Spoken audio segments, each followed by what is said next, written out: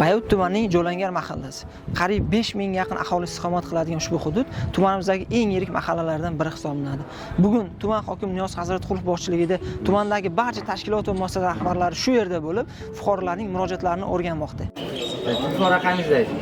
Ro'yxatga olingan fuqarolardan kimlar nima masalalar qiynayotgan bo'lsa, birgalikda ijobiy hal qilamiz hammasini.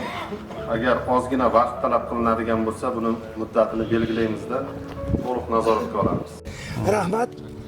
Bu misol uchun men o'zimni ko'rsatish uchun yoki bir mubolag'a uchun aytmoqchi emasman. Mana shu ishni boshlaganingizdan beri xalqimiz olib borayotgan ishlaringizdan bari rozi. Toza hududda nimasi xodimlari o'zlari bilmayman, o'tirgan joyda qog'ozni qanday yozishini tushunmay qoldim. Noreal qarzorlikni keltirib chiqargan. Jarlanish masalasida mablag' ajratilgan, qancha ajratilgan?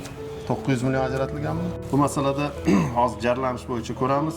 Toza hududda ham mahalla yettiligi birgalikda o'sha toza hudud rahbariyati bilan birgalikda shug'ullanib, hammasini davlatnomasini qilish kerak.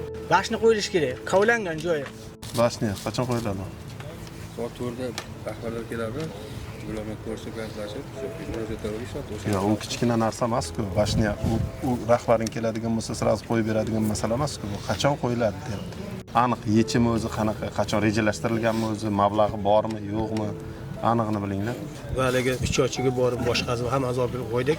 Ana endi shundan beri menga qarzdorlik kerak. Raislar mana uchta cholvor mashlar qilyapti, harakat qilyapti. Savob ishi. Bo'ldi. Loyihasini ham qilib beradi. Bersangiz bo'ldi. Bizga qolganini qilamiz. Elektroset 60-yilda qurilgan bo'yicha qolib ketgan. Ikkita ko'chamizda qolib kelyapti. Hozir birga borasiz, kimga borasan? Talabalar bugun olib keladi-da. Yaroqsizini almashtiradi. Ko'cha almashtirilmaydi, Ko'cha ham to'liq emas.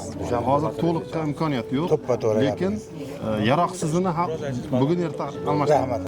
O'shaning uchun xalqqa bitta yashik qilib berasiz, nima musulxona uchun alohida joy ajratib berishsiz. Hozir mana borib o'rganadi. O'sha yerga bitta kamerani qo'yib nazoratga olsa bo'ldi.